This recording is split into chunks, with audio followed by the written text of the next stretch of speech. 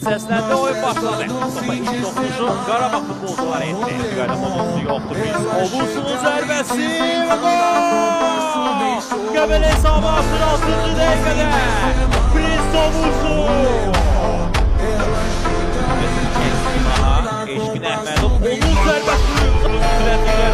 Prince Oğuzun, Palo dəstək verir. Oğuzun zərbəsi top dirəkdən qaydır. Basma zərbə və gol! 1-1 və Davi Hüseynov fərqləni. Bayrətçidov başla öldürməyə Masumu ikinci. Qaşuk öldürmə qapı qarşısına Ramil Şeydayev. Sağçına öldürmə Qaşuk sürət yığır. Aleksey Qaşuk, onun zərbəsi top birdən qaydı. Birinci var paslaşması Edin'dən yerdə qapı önünə Musa Qurbanlı.